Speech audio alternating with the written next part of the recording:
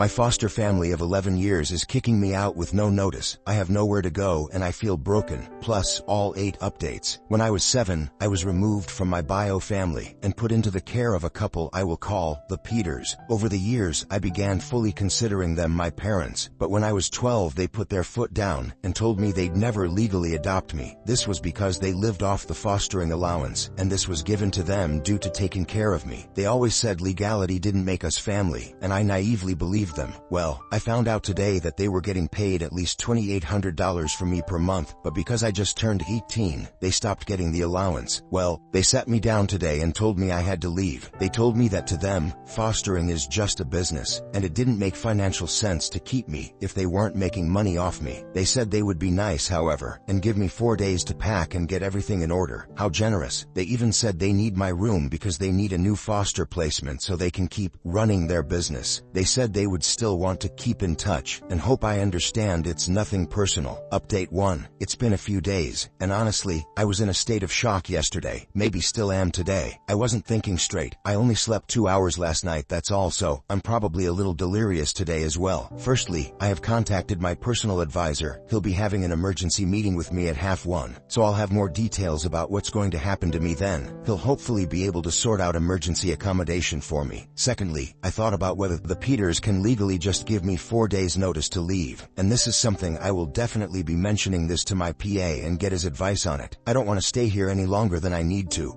because since they told me the news, it's like I don't exist. They just look right through me. They don't talk to me, offer me food, or give me anything. I've tried striking up a conversation once just to see, but got literally ghosted. However, I'm not going to move out until I have safe accommodation for me. I will outright refuse. I am not going to be made homeless. Thirdly, I thought about contacting my uni. I have an offer from them, but it's only conditional if I get my predicted A-levels. Hopefully I will, but since I'm not technically a student yet, I don't know if they will actually provide any support yet. Finally, I am also going to ensure that the staying put allowance stops. I will tell my PA today that it should surely be stopped if I'm not living with them. Luckily, I have some money saved. Some people here have said I should be entitled to a bursary when I start uni, and I'll have my maintenance student loan to help me. I've already started looking for a job. Update 2. Basically, I had a big long meeting with my PA, and he was very sympathetic and felt upset that the Peters are treating me this way. We had one meeting, and then I went to get food while he spoke to the Peters directly, and then I came back to meet him again to let me know everything that has happened. He's putting me on the list for social housing. I am hopeful that it will not be long until I am able to get my own house. I recorded the meeting because I'm so sleep deprived, and also I have really bad memory processing for long things like that because of my dyslexia,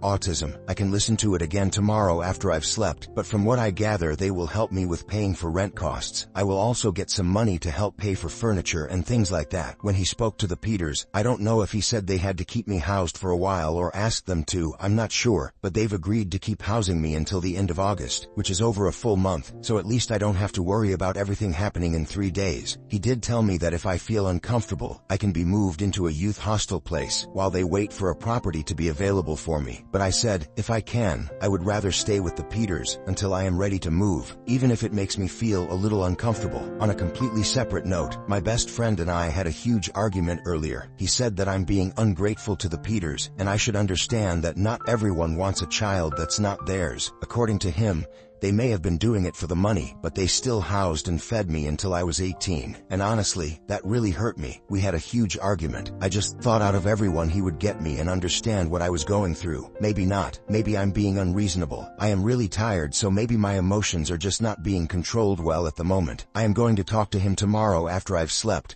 and I'm hoping this argument will just blow over because I need him at the moment. I don't feel like I have anyone else. Update 3. The Peters' son, Jamie, has found my original Reddit post. I guess I should have been more careful with the details, but my mind was so frantic at the point of writing it, I just couldn't think straight. I'm not sure how he found it, but considering it has almost 10K upvotes, and Jamie was the person who introduced me to Reddit, I guess it might have just popped up on his page. A few hours ago, Jaime came to my room. He showed me the original post and asked if I had written it. At first I tried to deny it, but I'm an awful liar, so he just knew. He asked why I didn't tell him about this, and I said I thought he knew. He told me he had no idea and would not have supported his parents throwing me out if he did. He was told I requested to move out. He genuinely seemed shocked and appalled at the details in the post. Against my wishes, he shared the posts in the family group chat. He did this out of a place of wanting to defend me. Mom, Dad, I really think you should read this and see the impact this is having on, but I really wish he didn't do it. They've both read the message, but neither have responded. I have not left my room since. I'm really anxious right now, like I'm at the level before a panic attack. I can feel one coming on. Update 4. This is what I think I'm going to send in the family group chat. To Matt and Claire, I came to you as a 7-year-old. A 7-year-old who had never felt love or affection or anything remotely nice. I was taught at a young age to fear those in authority, to fear the sudden changes in the moods of my birth parents. I was taught to bottle up my emotions and my pain and never show it. When I first came to you, my life was ruled by fear and anxiety. I know my behaviors back then were awful, were a struggle to manage. I had been taught there were no consequences for some actions, and firm, scary, and hard consequences for others. The worst part was that those actions never seemed to be consistent. I could do something one day and be praised by my birth family, and another day I would be shown the complete opposite. Love was not something given, it was something earned. It was conditional and shallow. You both showed me another way. You showed me love and affection, and at first it felt confusing and hard to comprehend. I couldn't see myself as anything more than a nuisance. I couldn't see why someone would love me. I couldn't understand why you weren't hurting me. Do you remember me telling you, you can hurt me if I be naughty, I won't mind? Slowly, you taught me to trust and love myself and those around me. You showed me that no matter what I did, you wouldn't give up on me. You wouldn't send me away or hate me, and I really tried to make you. I know that. I was scared. You made me realize that it wasn't my own fault I was in care,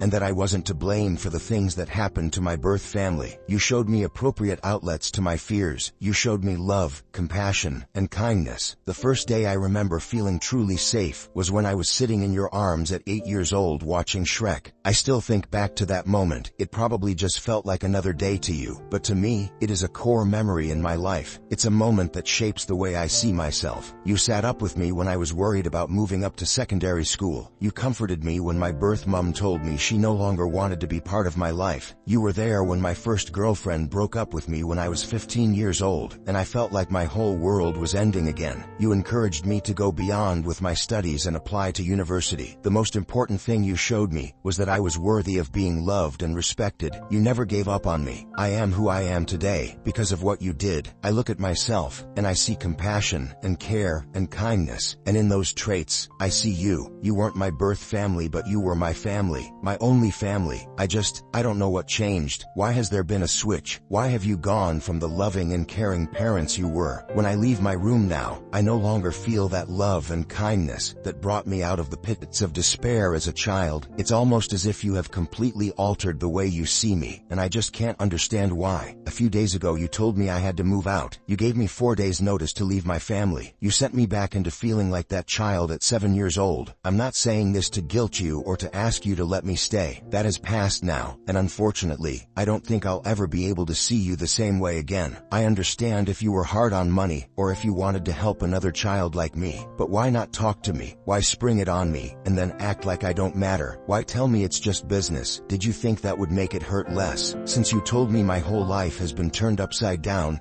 and I don't know how I will make it to the other side. If I had felt like this a few weeks ago, do you know who I would have gone to? I would have gone to you. I would have told you my worries and my fears, and you would have said the exact right thing, and then we'd sit together and watch some awful TV show. And now, I have no one again. I feel like I'm being told for the second time in my life that I don't deserve a family, and this time, I have no one to pick me up off the edge. That was always you, Mom and Dad. It was always you I could rely on. Why are you giving up on me now? Update 5. My PA is allowing me to store my things I can't take with me in his garage. It's kind of him. He's found me a place at a local hostel. I'll get my own room apparently, which was a big deciding factor on if I wanted to move in or not. The hostel works with the LA and houses a lot of foster care leavers while they wait for their own houses. I haven't sent the message yet, but I know my foster brother Jamie has seen it. Yesterday I felt overwhelming emotions. Today I feel none. I don't know which is better. I'll send it once I'm moved out. I have a room, so I'll be gone in a few hours. I still haven't spoken to them, but I just can't face it anymore. I am sick of being anxious and stressed about this. Update 6. I I have just left the Peters house for the last time. The room is ready for me at the hostel. I feel so weird and sad and lonely right now. I've ordered myself a pizza to have for dinner today,